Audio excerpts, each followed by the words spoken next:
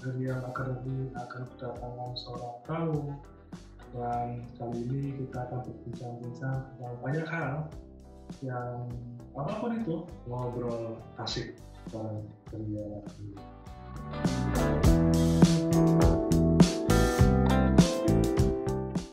Oke, Bro Arya Catra Sasongko. Betul nggak namanya? Arya Catra Sasongko. Oke, kayak kita ngobrol di kopi itu, di kafe-kafe itu, kita ngobrol banyak hal. Nggak harus tentang nggak harus tentang keilmuan kita, tapi isi kepala kita. Yes. Siapa tahu nanti teman-teman yang lihat ini jadi dapat insight, dapat ide baru, dapat kreativitas baru. Terus yang memang tujuannya ngobrol sini begitu. Sebelum kita ngobrol panjang lebar, kamu tuh lu mau dikenalin sebagai apa? People Development Coach. Oke, People Development Coach apa itu? People Development. Jadi People Development ini sebenarnya lebih ke bagaimana ranah tidak personalnya, tapi dari personal itu berhubungan dengan orang lain secara komunikasi. Jadi bagaimana orang itu bisa menata dirinya menjadi siapa, harus bagaimana di depan orang atau di depan layak banyak, seperti itu. Kasarannya gambarannya seperti itu. Ininya secara definisinya.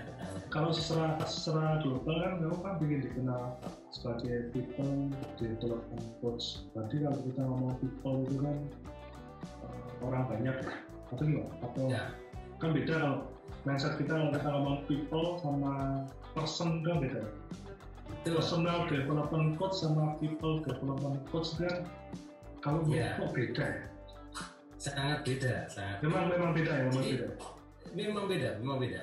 Orientasinya memang kalau kita berbicara tentang person atau human, itu kan individunya, gitu loh. Individu yang ada di dalamnya, gitu. Individu dan apa yang ada di dalamnya, katakanlah seperti itu. Tapi kalau people ini dia lebih keluar.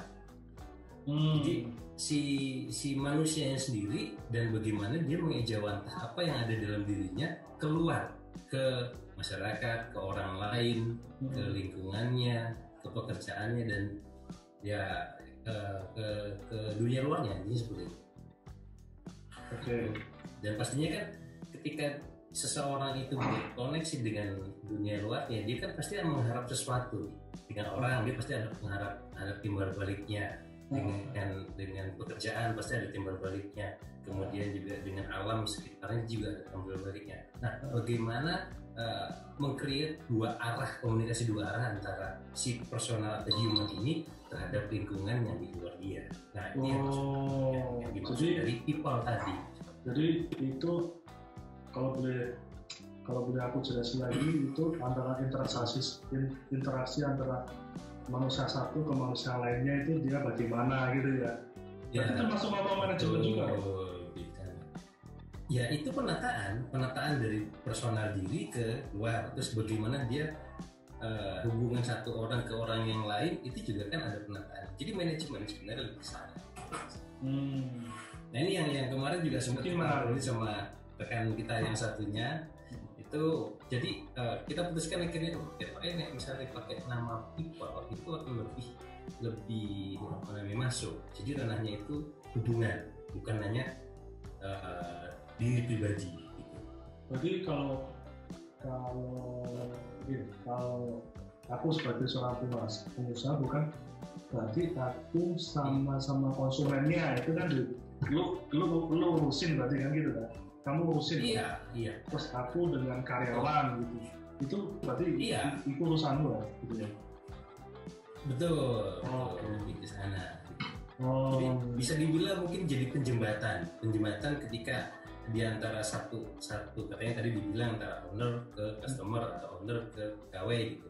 Nah, hubungan kedua orang ini bagaimana? Ketika hubungannya nggak benar, nah aku masuk di situ untuk sebagai penjembatan, memberikan pemahaman kedua orang ini agar mereka bisa berkomunikasi dua arah yang tepat, gitu maksudnya. Nah itu, jadi kan itu lebih ke people. Jadi aku ya. Jadi people ini lebih mengarahnya tidak ke satu orang toh, tapi bagaimana orang ini berhubungan dengan lingkungannya, dengan orang lain di sekitarnya, lebih ke sana. I see. Ya. Jadi berarti kamu nggak ngomongin tentang bisnis doang kok? Ya ranahnya mungkin lebih mungkin lebih basicnya akhirnya ke komunikasi mungkin ya. Komunikasi maksudnya gini ya, interaksi antara dua ranah, entah itu manusia ke manusia ke alam, manusia ke Tuhannya, kemudian manusia ke alam sekitar sama situasi kondisinya, itu juga kan bentuk komunikasi yang bagaimana bersikap orang untuk menghadapi itu semua. Gitu. Ya, gini loh. Kalau kan banyak nih. Sedikit banyak kan kita ambil mirip-mirip sosok gitu ya, sosok profesinya gitu sosok. Ya itu. Tapi nggak fair dong kalau aku jelasin apa sih yang dicari dari profesi ini kan gitu kan. Aku nggak fair, aku harus nanya sama nggak fair karena itu subjektifku, ya itu jadi subjektif. Makanya aku mau nanya sama orang lain. Nah, yang nonton ini bisa ngerti, bukan hanya versiku tahu, versiku aja gitu. Apa sih yang dicari di profesi ini? Kalau kita bicara tentang life atau hidup, sebenarnya kan basically-nya adalah pemahaman atau pengertian itu bahwa hidup yang bagaimana kan gitu toh. Kemudian hidup yang bagaimana, terus bersama siapa, akhirnya kan kayak gitu. Bersama siapa? Bagaimana? Bersama siapa? Kan gitu. Iya kan. Ya. Bersama siapa bukan dalam arti yang paling dekat aja, tapi kalau katakanlah kita keluar dari lingkup yang terdekat juga kan pasti juga kita bertemu dengan banyak orang. Ya. Siapa itu kan? Mungkin basicnya adalah basic intinya adalah apa yang menjadi data kita itu yang akan keluar. Maksudnya gini, kita hidup sudah berapa puluh tahun dalam waktu umur sekarang ini misalnya gitu. Data yang lama itu kan yang membuat kita berorientasi, berpikir, berpersepsi, memutuskan atau menjadi decision maker kita untuk bagaimana kita kan gitu. Nah, kadang-kadang hal ini yang entah disadari atau tidak, kebanyakan mungkin tidak disadari ya, itu mengalir begitu saja.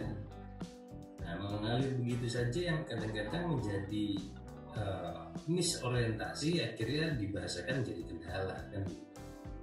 Nah, kalau dari aku sendiri sebenarnya orientasinya adalah bagaimana orang itu punya kesadaran diri penuh untuk tetap selalu aware, aku dengan siapa, di mana, dan harus bagaimana.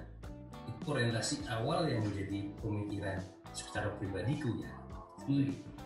Nggak, maksudku gini, kepuasan gini, kan banyak yang nanya gitu. Kan di post di apa sih orang tuh ini, orang-orang kayak kita ini, kan kalau orang lihat di luar itu kan paling disebut sebagai konsultan, satu, benar nggak? Kedua, kalau kayak motivator kan gitu, gitu. Orang kita pakai kacamata orang umum ya, kita nggak ngomong tentang yang tahu lah ya, tapi orang umum kan taunya, motivator, pasti gitu kan. Ada profesi apa? Ya ngisi seminar, motivator pasti. Padahal kan seminar itu kan juga bisa dosen juga seminar kan. Kenapa nggak jadi orang mikirnya motivator gitu? Tapi nggak apa-apa lah, whatever orang mau bilang seperti itu. Cuma kembali lagi, akhirnya kan terbentuk sebuah persepsi di mana orang itu memandang bahwa sama aja. Ya apa sih yang dicari motivator itu? Nah gitu. Paling ini ada pernyataan. Paling ujung-ujungnya duit. Ada pernyataan itu gimana bro? Lihat situasi itu, pendapatmu gimana? Oke. Dari kacamata gue ya ini ya. Oke, kalau dari aku sendiri, kalau bisa dibilang banyak orang yang bilang ujungnya duit. Kita nggak bisa memungkiri, nggak bisa menampik, atau bahkan kita berpikiran bahwa itu memang kita butuhkan duit. Segala sesuatu memang butuh duit, tapi belum tentu semuanya butuh duit juga kan gitu. Tapi yang jelas gini, Ada yang mengatakan gini, duit itu penting tapi bukan terpenting gitu, betul? Ya, betul. Oke, ya ada. Tapi orientasinya gini, kalau aku secara pribadi sebenarnya adalah ketika aku membuat sebuah ranah, ya, jadi disebutkan sama Mas Dani tentang namanya entah itu motivator, entah itu ranahnya adalah konsultan, coaching atau apapun yang memang menjadi ranahnya. Sebenarnya orientasi awalnya atau pemikiran dasarnya dari aku pribadi adalah aku ingin berbagi sebenarnya sih. Berbagi, jadi gini, orang pintar itu hanya karena dia mendapatkan ilmunya lebih dulu dari orang yang lain sebelumnya. Jadi ketika kebetulan aku mendapatkan ilmunya lebih dulu dan kemudian aku mencoba menjabarkan dalam ranah hidupku sendiri, tak aplikasi, ternyata banyak positif yang tak dapatkan. Ketika aku berpikir itu untuk kalau ini disiarkan ke banyak orang punya kesadaran penuh, kemudian dia bisa menjadikan dirinya effortnya lebih kuat, kemudian dia bisa memposisikan dirinya sebagai apa, di mana, kayaknya akan menjadi sebuah keindahan tersendiri bagi orang-orang tersebut yang memahami kan gitu. Nah itu yang menjadi passionku, maksudnya passion ini menjadi kalau aku bisa mengajarkan ini ke orang lain, entah itu banyak atau misalkan cuma 1-2 misalnya, itu suatu kondisi yang aku sudah memberikan sesuatu yang positif gitu loh. Apalagi sampai dia mendapatkan sebuah perubahan dan kehidupannya juga berubah. Atau misalkan katakanlah dari penghasilannya yang cuma seberapa jadi dia melonjak misalnya gitu, atau bisnisnya biasa gitu, tiba-tiba dengan mendapatkan pembelajaran tentang apa yang dapatkan itu dia menjadi lebih kuat misalnya gitu. Bisnisnya, penghasilannya apapun ya. Melihat itu suatu kondisi yang kebersyukuranku lebih gitu. Aku merasa bersyukur, aku merasa aku memberikan sesuatu yang lebih gitu untuk mereka. Tapi kan gitu loh. Kalau gini ya. Selama aku sharing-sharing ini, jadi kalimat bersyukur itu seolah-olah itu kayak kalimat aja, tapi secara hati itu sebenarnya kita materialistis gitu, kita ya uang gitu ya, kita ya aku paham maksudnya ini. Udahlah, jadi kan kalau ini namanya ngobras kan, jadi kita ngobras kasih aja. Jadi ada kalimat gini, nanti kan ujung-ujungnya tuh, padahal ya, kamu setuju gak? Kamu setuju gak? Kadang tuh duit itu malah nomor 2, nomor 3, betul gak? Betul. Ketika ada contoh kita tuh kadang-kadang pasti kita pernah ngalamin lah ya, dibayar seberapa gitu ya. Seberapa, terus bahkan 2M bahasanya gitu kan. Iya. Makasih Mas. Oke. Real itu terjadi. Iya. Terima kasih Mas. Matur nuwun Mas. Sama bahasanya kan. Jadi kadang-kadang sudah kita support jadi bangkit, sudah berdiri gitu, akhirnya mau terima kasih gitu. Kadang-kadang kita juga sulit kan mau ngomong bahwa aduh ini orangnya gimana gitu, benar? Itu kamu ngalamin nggak? Ini menarik ini. Pertanyaannya menarik ini. Benar. Ya benar. Siapapun lah di ranah yang menggeluti di bidang ini. Temanku satunya pernah bilang gini, ketika kita masuk di ranah konsultan, itu kita harus siap yang namanya jeda waktu yang kita tidak punya suatu hal yang bisa hidup, katakanlah gitu. Atau katakanlah ada waktunya kita kering. Tapi ada juga ketika kita mendapatkan sebuah booming atau banjirnya, itu pasti ada, tidak akan seperti orang yang punya gaji kan gitu. Nah, ketika yang terjadi adalah tadi pertanyaannya Mas Dani, ketika itu muncul ada terjadi, ya ketika pas kondisinya pas lagi benar-benar kering, mungkin orientasi itu ada. Kita nggak bisa mungkirin. Ya. Cuman kita akan melihat lagi basicnya. Nah, ada bahasa kita mau komersilkan atau non komersil nih. Nah, seperti itu. Kalau misalkan memang komit, ya kita melihat bahwa ini non komersil aja ya sudah. Berarti tidak ada sesuatu hal yang menjadi glutu buat kita. Kita bilang udah komersil, tapi ternyata di belakang ada one prestasi misalnya seperti itu. Ya, ini ya, yes, we still human, you know. Kita masih manusia kan gitu. Ya sih. Ini maksudnya kalau itu kalau one prestasi itu yang memang terikat secara profesional, ya kita ngalamin lah ya hal itu. Biasanya kan terjadi ya. Tapi yang di luar itu yang nggak profesional pun juga pasti lu juga pernah ngalamin itu kan. Yang memang apa ya? Memang nggak ada hitam di atas putih gitu. Nggak ada hitam di atas putih yang memang Mas aku gimana ya gitu, Mas aku aduh gitu, terus giliran udah survive itu ujung-ujungnya lo nggak dipakai gitu. Gitu. Pernah nggak ngalamin gitu? Ya pernah juga. Enggak, ini kan kita ngomong apa adanya ya, kita ngomong apa adanya. Iya. Jadi pernah. Jadi kalau mau siap jadi bintang tamu yang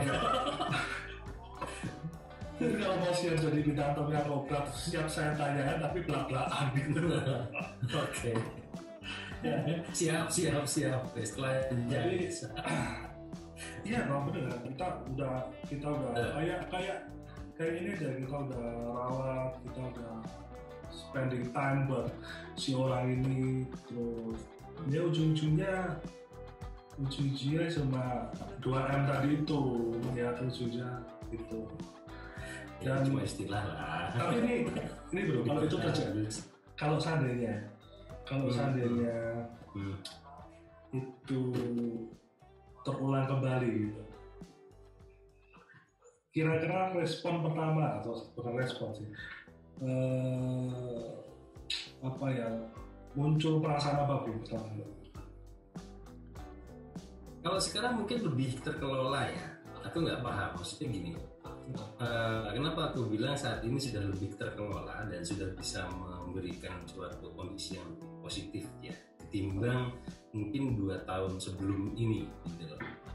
Dulu sebelum ini kan ya katakanlah tanahnya dari 2015 itu 2014-2015 sudah mulai masuk di ranah coaching, ranah terapis dan berhubungan dengan klien intinya kayak.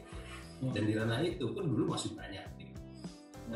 Saat itu mungkin ketika kita melihat atau mendapatkan kondisi-kondisi yang 2M tadi, adanya gerundel terus ngelihat sana lebih berhasil dan gimana ya, ada rasa ya berhasil. Tapi alhamdulillah kan, ini. Iya, tapi kan manusiawi kan. Benar kan? Tapi ini kan manusiawi karena memang seorang motivator, konsultan, coach dan apapun itulah sebutan mereka terhadap kita begini kan juga tetap. Ini kan manusiawi kan, benar? Iya. Tetap aja kita terlibat oleh perasaan itu. Yang membedakan kan sikapnya toh. Nah, betul. Ya, memang sikapnya kita kan tetap biasa aja. Attitude-nya kan. Cuma kalau kita bicara tentang bab rasa itu kan ya, rasanya kan ya pasti sesama manusia pasti kita punya datanya kok. Ya. Iya, kita punya data yang namanya kecewa, kita punya data yang namanya sedih, marah, jengkel, mangkel, itu ada. Kalau mau dipikirin nggak bisa, itu jujurnya hati. Tapi kan di luar kita nggak mungkin langsung bilang seperti itu. Yang tepat adalah ketika kita sudah tahu ilmunya, berarti kan kita harus memanage itu. Bukan suatu pemakluman sebenarnya, cuman untuk bagaimana kita mendapatkan pembelajaran bahwa ada seperti ini kondisinya, berarti aku harus seperti apa kan gitu. Ini akhirnya menjadi apa namanya, balik laginya adalah menerapi diri sendiri sebenarnya. Iya. Dengan pemahaman gitu loh, dengan pemahaman. Ya, mungkin teman-teman belum paham lah masalah menerapi diri sendiri, belum paham. Nah, teman-teman mungkin belum paham tentang menerapi diri sendiri. Kejauhan. Ya, tapi pada dasarnya kan tetap aja kita manusia itu kan ya tetap punya perasaan seperti itu. Iya. Apapun profesinya, saya pikir betul. apa yang sudah terkenal itu juga memiliki rasa-rasa itulah. Aku mau yakin begitu ya. Nggak mungkin, pasti ada. Gitu ya. Cuma yang membedakan mereka masih manusia kok. Ya, mereka masih manusia. Sekarang kita melihat yang secara ekstrim aja lah. Kita lihat Nabi ya. Nabi aja, kita lihat pasti ada rasa-rasa yang nggak nyaman juga. Dia juga merasakan juga sedih, ngerasa sedih. Apalagi mereka, pasti. Ketika ditinggal seorang yang disayangi itu muncul juga. Ketika dia mendapati kondisi-kondisi yang tidak seperti yang diharapkan, misalnya gitu. Ada bahasa mungkin salah satu dari Nabi yang katakanlah meratap juga pada Tuhan langsung. Seperti itu kan wujud dari apa yang dia rasakan, perasaan yang dimunculkan saat itu. Dia meminta, dia memohon, berikanlah sebuah arahan, misalnya seperti itu. Ya itu kan sebuah kondisi yang memang muncul dari manusianya. Bedanya adalah ketika dia meratap itu dia langsung ke atas. Nah kita kadang-kadang meratapnya nggak ke atas, meratapnya langsung ke sejajar, ke siapa, apa kayak gitu. Oh ya nggak kan gitu. Bedanya di situ. Nah itu kan kembali lagi adalah tergantung dari kesadarannya. Jadi sokok terus nanti butuh piye kan. Ya ini menurutku loh. Ya jadi gini. Jadi obrolan sepintas tadi itu kan menyatakan bahwa ya tetap kan kita manusia. Ya. Kadang-kadang juga pengen dihargai juga. Kadang-kadang juga pengen juga ya dianggap gitu ya. Atau gimana? Gitu ya. Juga punya rasa-rasa begitu juga. Ya, itu manusiawi banget itu. Ya enggak. Jujur makanya ada satu teman saya yang orangnya sangat realistis banget gitu. Sampai bilang gitu, nggak mungkin kalau Mas Dari itu enggak. Jadi dia ngomong sama muridku ya, ngomong sama, nggak mungkin kalau Mas Dari itu nggak gelisah, nggak mungkin kalau Mas Dari itu nggak tenang. Kok kamu bisa ngomongnya Mas Dari itu tetap tenang dan macam-macamnya gitu. Nah itu sampai ke telinga aku ya. Selalu ngomong sama muridku gitu. Ngawur aja, ya aku sama aja pusing, sama aja gelisah, ya sama aja melihat kayak gini semua ya deg-degan juga gitu ya. Kalau nggak gitu ya aku akan keluar sebebas mungkin dan kemana-mana aja aku tetap kerja. Tapi kan karena ada kekhawatiran, kecemasan dan macam-macam. Tapi lagi itu kan hanya membedakan sikapnya ya. Nah seperti itu. Nah itu sampai dan saya malah senang ada orang yang mengkritisi, nggak mungkin, nggak percaya kalau Mas Dari itu nggak tetap tenang ada juga. Ya kalau aku bilang ya benar sih, aku bilang itu benar ya ada gelisahnya ada, karena tetap ada ya memang manusia begitu kan gitu. Nah jadi kalau kita ngomong tentang manusia gitu, nah ini ngomong tentang pengalaman kan, berarti kan kita kan sebagai manusia juga pasti dalam posisi apapun profesinya sekarang yang terdampak oleh situasi sekarang kan otomatis kan juga mempengaruhi emosional ya, sedikit banyak mempengaruhi emosional. Pasti. Nah, tapi aku nggak ngomong ini, aku nggak ngomongin tentang pandemi, bosan ngomongin virus mulu, nggak tahu. Ngomong itu. Ya, aku pengen ngomong begini. Kalau ini kan kita ngomong tentang ketika situasi kondisi yang memang rumit itu kan pasti akan terdampak karena kita sebagai manusia. Nah, dalam segi profesi sebagai konsultan, coach sekarang ini gitu. Pernah nggak ditaksir sama klien?